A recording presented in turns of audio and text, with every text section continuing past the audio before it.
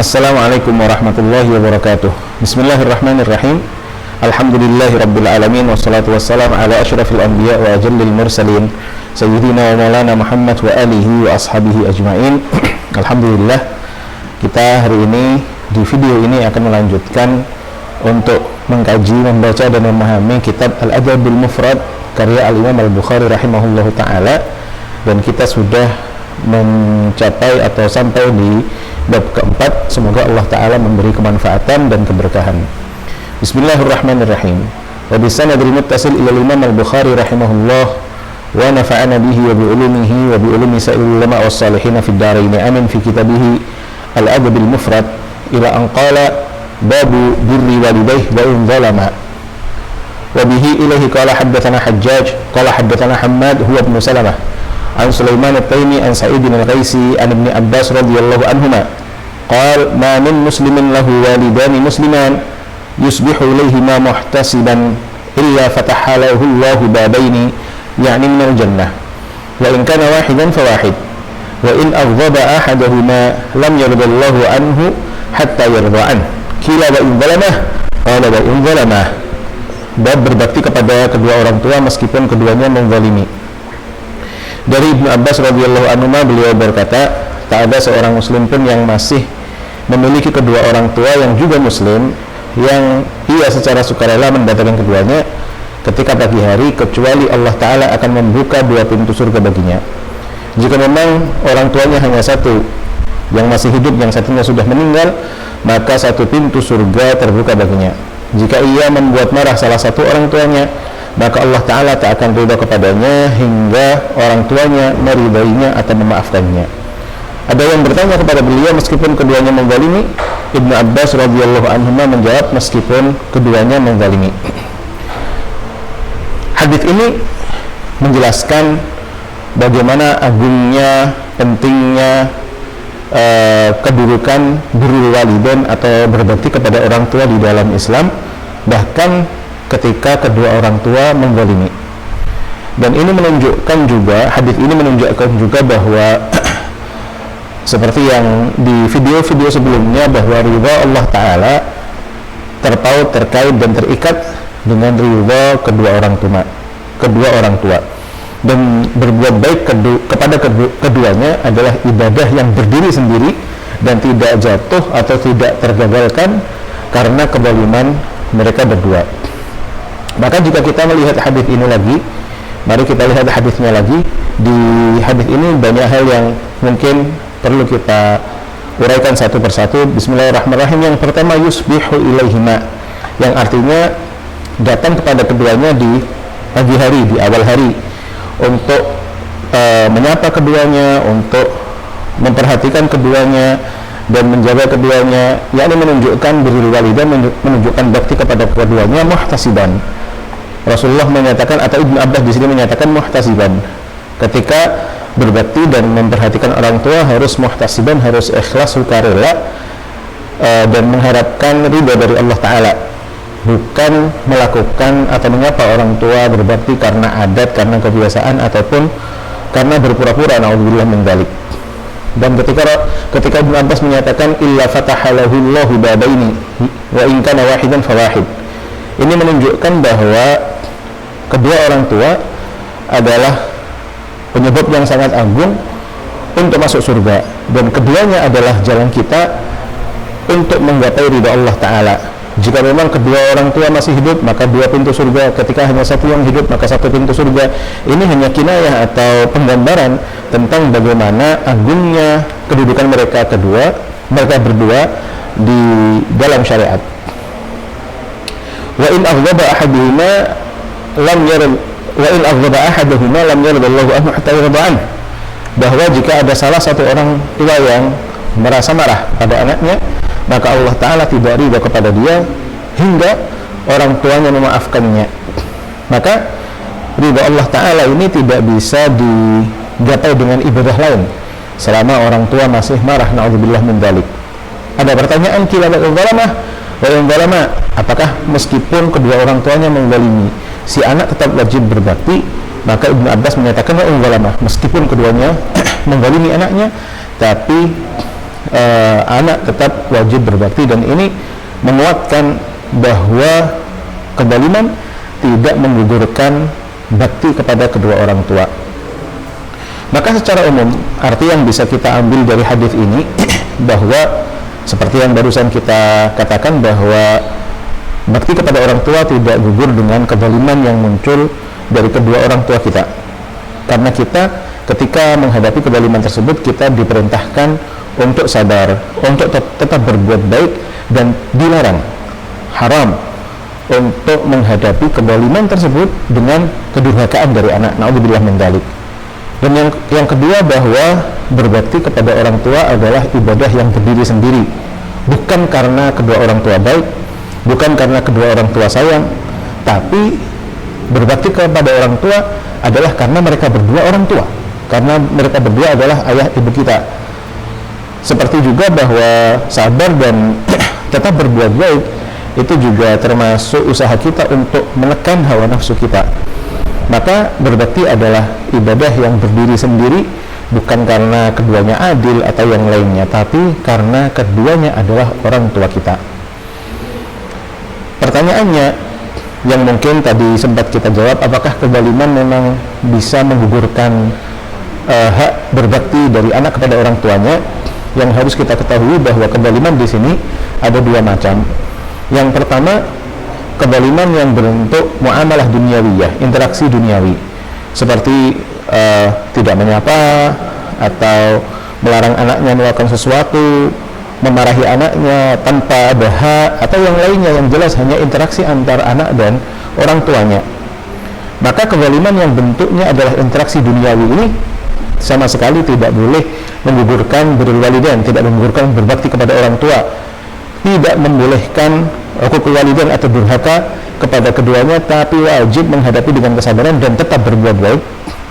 Dan kezaliman ini, kezaliman yang muncul dari kedua orang tua ini tidak bisa dilawan dengan memutus bakti kepada keduanya. Na'udzubillah min dzalik. Itu kezaliman pertama, kezaliman yang berbentuk muamalah duniawiyah, interaksi duniawi. Yang kedua, kezaliman berbentuk perintah dari orang tua untuk bermaksiat. Semisal orang tua memerintahkan untuk tidak sholat, orang tua memerintahkan untuk memutus hubungan kekeluargaan, orang tua memerintahkan sesuatu hal yang haram, maka hukumnya adalah la ta'ata li makhluk fi ma'siyatil khaliq. Seperti hadis Rasulullah SAW bahwa tidak boleh tunduk kepada makhluk demi maksiat kepada Allah Ta'ala. Maka perintah tersebut wajib kita tolak, wajib kita lawan. Akan tetapi ketika kita menolak perintah tersebut, tetap harus dengan adab, tetap harus dengan sopan santun, dan tetap dengan kata-kata yang baik. Allah Ta'ala berfirman, wa in jahadaka ala an tusyrika bi ma laysa laka bihi ilmun fala tuti'huma wa sahibhuma fid dunya ma'rufa. Bahwa ketika kedua orang tua memaksakan untuk syirik, memaksakan untuk keluar dari Islam, na'udzubillah min dzalik, yakni memaksakan untuk bermaksiat kepada Allah Ta'ala, fala tuti'huma, maka tidak boleh kita tunduk kepada perintah tersebut. Tapi meskipun seperti itu, wasahibhuma fid dunya ma'rufa, tetap menemani mereka, berbakti kepada mereka secara baik selama mereka masih hidup. Jika memang memerintahkan kepada kekufuran aja seperti itu, tetap harus berbuat baik, bersikap baik, maka apa yang lebih atau dosa yang lebih rendah daripada kekufuran tidak bisa kita menunjukkan perlawanan dengan kata-kata yang buruk atau kata-kata yang menyakiti hati mereka berdua. Na'udzubillah min dzalik. Mereka tetap orang tua yang wajib kita bakti kepada mereka. Maka teman-teman yang saya hormati, jumhurul ulama atau bahkan seluruh ulama ijma' menyatakan bahwa birrul walidain tidak mungkin bisa gugur, dan anak tidak boleh meninggalkan birrul walidain atau berbakti kepada orang tua, mengganti dengan durhaka karena alasan ukuk atau karena alasan dolim, kezaliman kedua orang tua. Alasan tersebut tidak bisa menggugurkan birrul walidain. Dan hal lain juga yang harus kita ketahui di waktu yang sama, bahwa meskipun seperti itu, meskipun hukum yang sudah kami jelaskan memang seperti itu, harus diketahui juga bahwa orang tua haram untuk menzalimi kepada anaknya.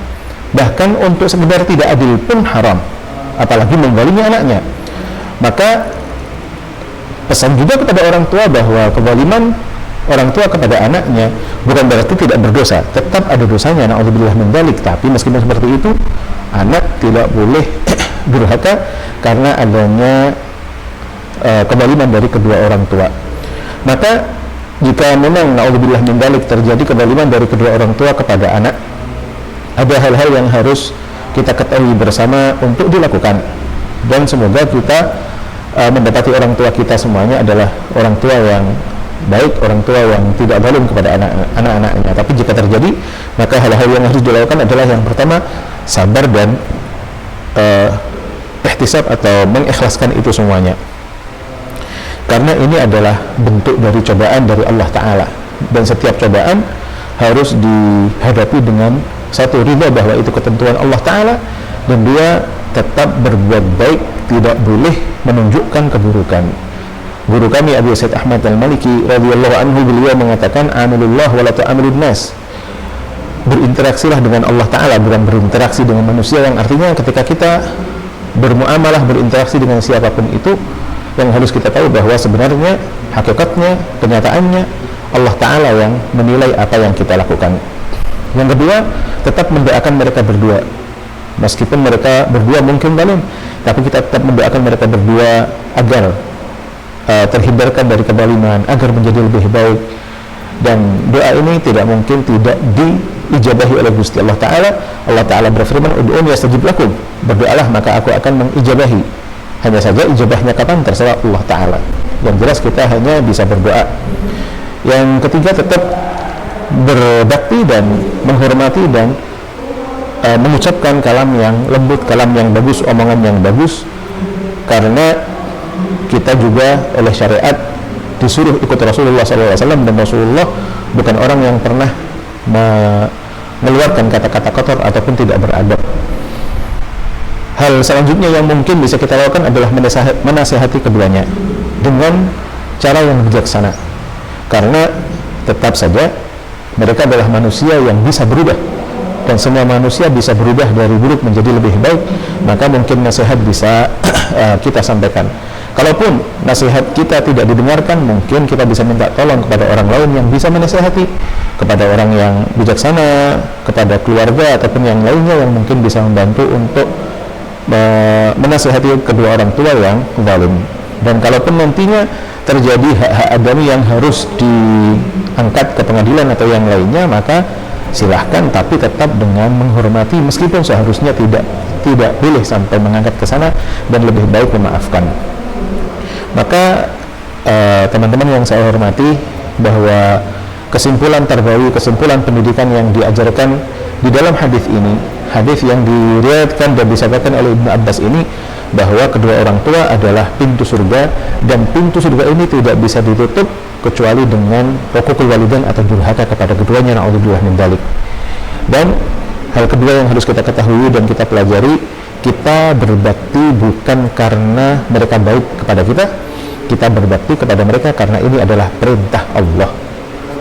Maka kita berbakti bukan karena adilnya, bukan karena kasih sayangnya, tapi karena kita sadar Allah Ta'ala memerintahkan kita.